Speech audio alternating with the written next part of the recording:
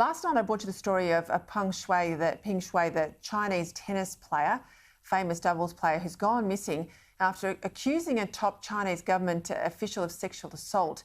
Now, she is a Wimbledon and French Open doubles champion. She hasn't been seen, though, in 2 weeks since she made that claim.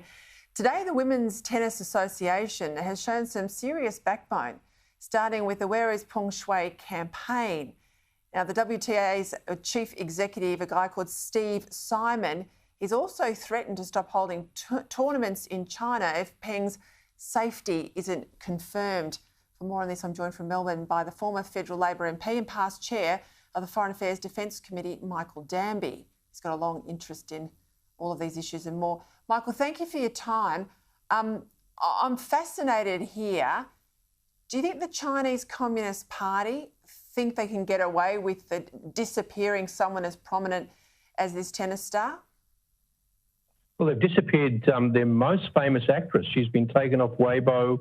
All of her email, everything has been removed entirely. But good on the Women's Tennis Association. They've got more grit than the American National Basketball Association or Hollywood, who all fawn all over Beijing. So this is the kind of thing that we have to do. Peter, we've got a big problem because in a few months' time, we've got the Beijing Olympics. It may turn out to be an event like the 1936 Berlin Olympics, a presage to war.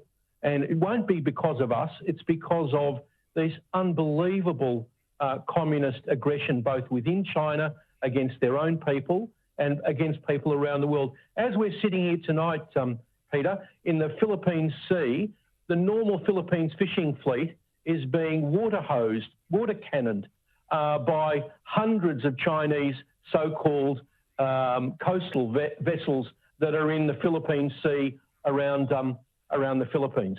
So this is happening all over the place. Flights over Taiwan, arresting tennis stars, disappearing your most famous actress. We've got to stand up to them, and I don't know what's going to happen after. The real danger time is after that Olympics. And you would have seen the statements about basically deifying the president, President Xi. I mean, he's in the pantheon of the leaders now. He has said that he wants to retake Taiwan in his own lifetime, considering his age. We've got a horizon there of the next sort of 15 years, no more than that. Things are pretty grim. I know we're focused on COVID and all the other domestic issues here, of course, but things are very grim in our region, aren't they? They certainly are.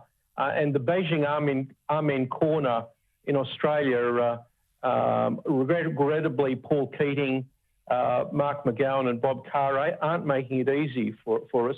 80% of Australians have an increasingly critical view of China, justifiably because of their aggression against our trade and their deployments in the South China Sea.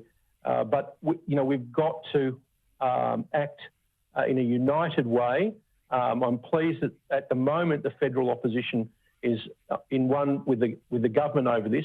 But the Amen Corner's purpose, Peter, is to push the federal opposition in case there's a change of government at the next election, so a more pro-Beijing worldview can be established. That's a real danger for Australia. But I hope Twiggy Forrest is listening to this. What are we going to do, Twiggy, if Beijing blockades or attacks Taiwan? Do you think we can continue to send iron ore exports to China? Well, it's going to be very difficult because they're going to be making them into weapons. And if they're involved in military aggression, Australia will have a say in this. It won't be just a blockage of Taiwan. We might have to do something the other way around. Look, I think you're spot on to make those points, and I give you a lot of credit for calling out those Labor leaders. I was actually surprised at the recent press club. It wasn't a speech; it was more like a fireside chat there with Paul Keating. I didn't hear many in the media ask him how much money he's made out of the China relationship. I didn't hear many in the media reference his many years' involvement with the Chinese government investment bank or investment vehicle. That stuff's not disclosed. But do you think he really is trying to push your former party, Labor, if they win government, to try and move back towards China? He's not being successful at the moment, and his rude criticism of Penny Wong's not going to help him. I mean, she's a pretty feisty person herself, as I can personally attest. But that's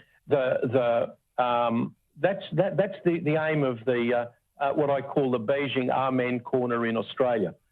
There's academics, there's ex-diplomats like Rabi and all of these people involved, and it's a strategic point. They're trying to get us to concede, if there's a new government elected, on some concessions that will mean that we don't criticise Beijing where we should, like the Women's Tennis Association has had the guts to do.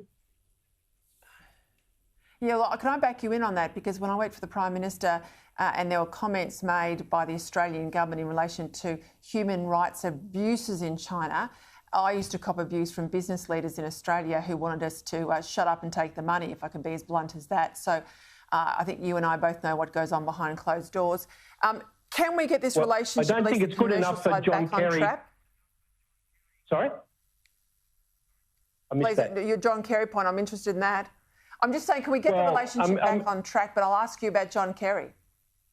Well, how dare he say, you know, I'm only interested in climate, when an obviously Uyghur woman asks him, please, Mr. Kerry, what did you say to the Chinese in the previous 6 months about the solar panels that we're all using being made by Uyghur slave labour? I'm in the environment lane only.